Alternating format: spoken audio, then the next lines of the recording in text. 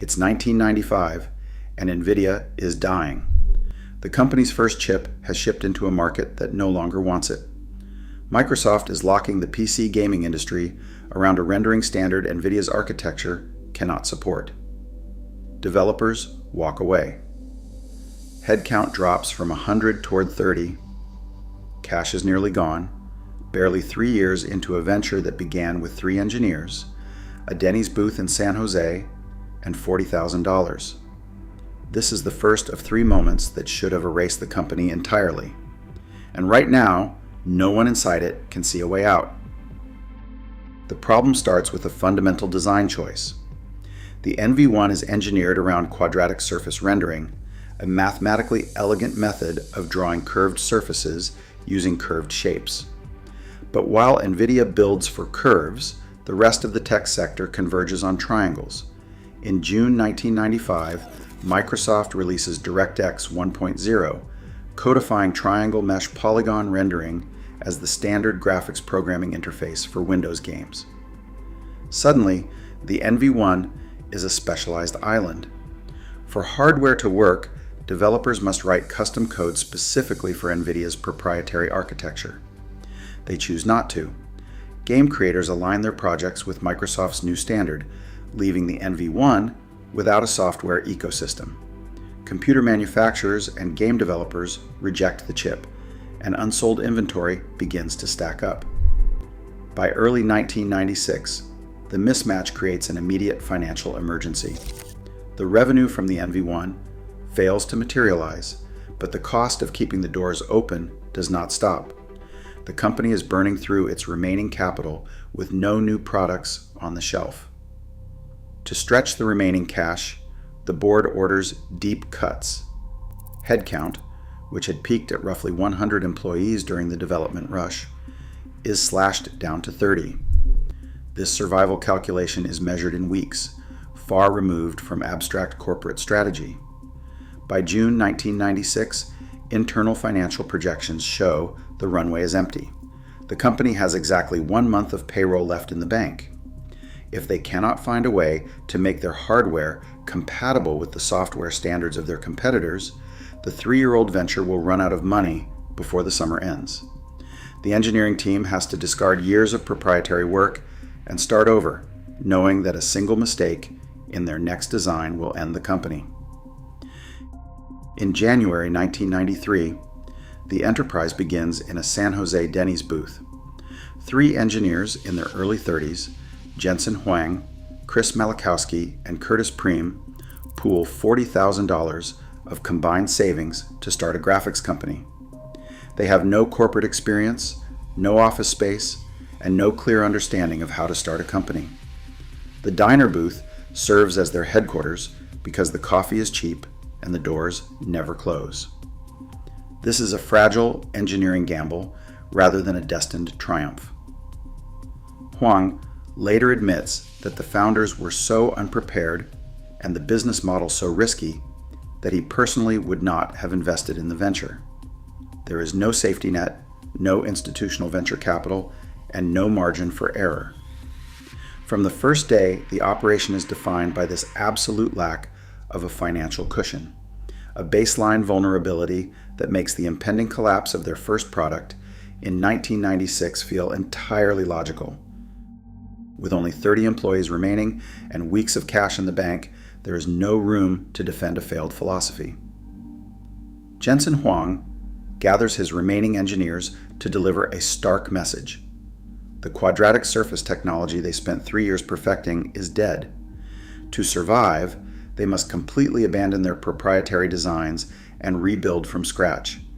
This means adopting the triangle mesh rendering pipeline mandated by Microsoft's DirectX standard, the very system they had spent years trying to bypass. It is an outright concession to a competitor's standard, a total capitulation to industry reality. Instead of fighting the ecosystem, they have to join it. The engineering team begins a frantic redesign, translating their hardware logic to work with triangles instead of mathematical curves. When the resulting processor, the Riva 128, ships in August 1997, it brings Nvidia's hardware in step with mainstream PC software.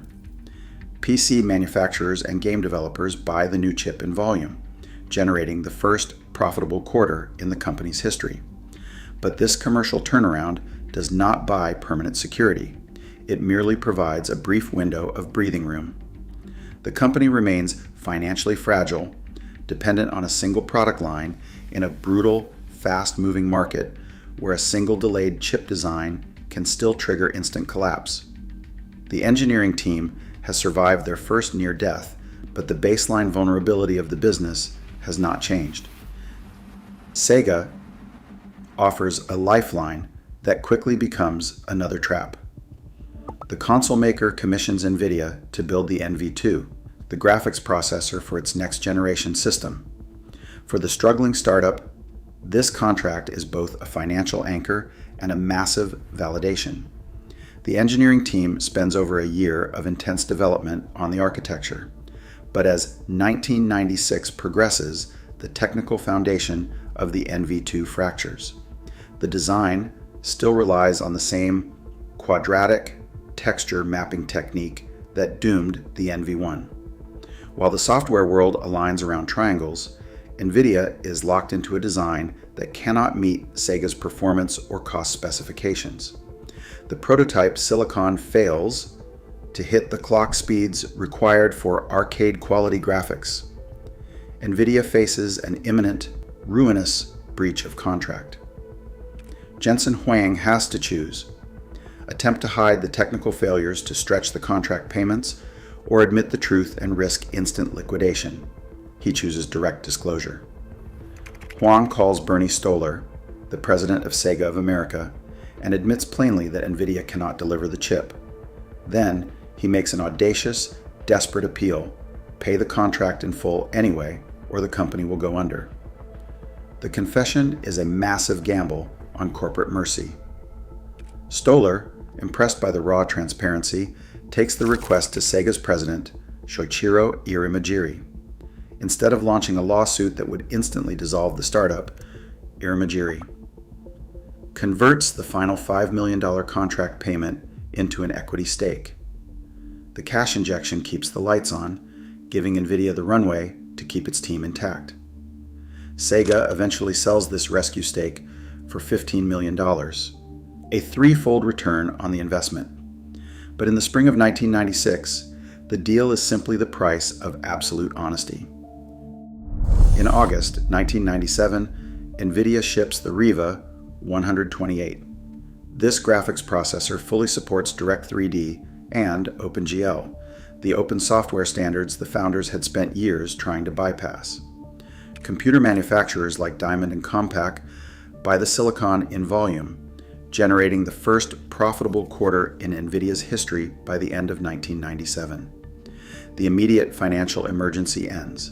By late 1998, with cash reserves stabilized and revenue growing, Nvidia prepares to transition from a private startup into a public institution. On January 22, 1999, the company lists on the Nasdaq under the ticker NVDA. At $12 per share, the initial public offering values the firm at approximately $600 million. This public status brings a major influx of capital, along with the constant scrutiny of quarterly earnings reports. But it also marks a fundamental change in how the company operates. The desperation of the mid-90s is gone, replaced by institutional stability. For the first time, Nvidia possesses a genuine financial cushion. Any risk it chooses to take from here on out will be entirely voluntary. By 2005, the financial stability gained from the public markets has transformed Nvidia into a highly profitable enterprise. The consumer PC market is expanding rapidly, and video games are evolving into highly demanding cinematic experiences. Nvidia sits at the center of this industry, its GeForce graphics processing units dominating retail shelves. The financial results reflect this secure position. The company reports record annual revenue, with net income rising by more than 200% year over year. The founders are operating from a position of safety, possessing a stable business model that is both highly profitable and easily understood by the market. Yet, the leadership chooses this moment of maximum security to initiate a massive redirection of capital. They begin diverting a significant portion of their research and development budget, amounting to hundreds of millions of dollars annually and eventually multiple billions of dollars over the decade, into a highly speculative capability. They modify their graphics processors to run general-purpose mathematical equations rather than simply rendering video games faster. To the outside world, this move is entirely inexplicable. PC manufacturers want cheaper, faster graphics cards to sell to mainstream consumers. They do not want, nor do they have a use for, a graphics card that acts like a general-purpose computer processor. The software to run on this hardware does not exist. There is no established marketplace, and there are no commercial customers. The only active interest comes from highly isolated areas of scientific research. In academic laboratories, a few specialists realize that the parallel structure of a graphics card, designed to calculate millions of pixels simultaneously, can be adapted for complex math. In molecular biology, researchers at the University of Illinois discover they can use these modified chips to model protein folding. In oil exploration, geophysicists at companies like Chevron integrate the hardware into their seismic imaging pipelines. For these highly specific workloads, the results are immediate. Tasks that previously required weeks on traditional central processing units now drop to a matter of days on the repurposed hardware. But these academic breakthroughs represent a tiny, financially insignificant niche. They do not generate the revenue needed to justify the scale of the company's research spending. To Wall Street, the project looks like a costly corporate distraction. In 2006, the platform is officially named the Compute Unified Device Architecture, or CUDA. Every single GPU shipped by Nvidia is now manufactured with this architecture, built directly into the silicon, which increases production costs for a feature that the vast majority of buyers do not want and cannot use. In 2007, the financial community begins to push back aggressively. Morgan Stanley issues a research note labeling the program a costly gamble with an unclear payoff, while other firms downgrade the stock to neutral, citing a lack of near-term cash flow from general GPU computing. During earnings calls throughout the late 2000s, the gap between internal conviction and investor skepticism becomes a recurring source of friction. Financial analysts point to the massive research and development expenditure and ask, bluntly, when this general-purpose compute initiative will translate into actual profits. They question if the CUDA program is becoming a permanent balance sheet liability. The stock price trades sideways for years, reflecting a market that is increasingly frustrated by a profitable company that refuses to focus on the certainties of its core business. In September 2012, inside a quiet suburban bedroom at his parents' house in Toronto, graduate student Alex Krzyzewski runs an experiment. Working alongside Ilya Sutskever and Jeffrey Hinton, Krzyzewski trains a multi-layered convolutional neural network to recognize images. They do not have access to a corporate supercomputer. Instead, their system runs on two consumer-grade GeForce GTX 580 graphics cards, the exact hardware Nvidia manufactures for PC gamers. For 6 straight days, the cards run continuously in the bedroom, processing a dataset of over 1 million images. The hardware relies entirely on the same parallel compute architecture, CUDA, that financial analysts had spent years dismissing as a balance sheet liability. When the ImageNet Large-Scale Visual Recognition Challenge publishes its results, the academic community is stunned. For years, the field of computer vision has been dominated by hand-built, classical algorithms that struggle to parse visual data. The best of these traditional systems scores a top 5 error rate of 26.2%.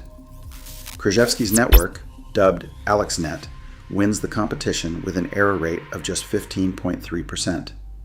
The margin is vast. It effectively renders decades of classical feature engineering useless in a single week. Nvidia's leadership recognizes the result. Chief Scientist Bill Daly and engineer Brian Catanzaro present the findings to Jensen Huang. The company moves fast, redirecting its enterprise hardware strategy to support this new field. By the end of 2014, Nvidia delivers its first AI-optimized Tesla processors and launches QDNN, a software library written specifically to accelerate neural networks. The long, expensive bet on general GPU computing suddenly makes perfect sense. The shift from graphics to heavy computation accelerates. The same silicon architecture designed to render virtual environments is redeployed to decode physical systems. In laboratories, researchers run the parallel compute model to sequence genomes and simulate molecular structures for modern medicine. But the true scale of the architecture becomes visible during the 2020s with the arrival of large language models. Training these networks requires calculating billions of variables simultaneously, a processing load that traditional central processors cannot handle. Nvidia's chips, once dismissed as PC gaming components, become the physical foundation of this computational shift. The company operates as a systems-level provider, building the core infrastructure for an artificial intelligence market valued in the trillions. These processors are no longer retail electronics. They are highly protected capital assets, the specific physical resource that every major lab and technology firm must secure to survive. Today, Nvidia dominates global computing. Yet, its survival challenges the very nature of modern business. In an era of relentless quarterly pressure, could any public company today tolerate such patient, unpopular risks? What looked like sheer stubbornness ultimately built our future. Subscribe for more stories like this.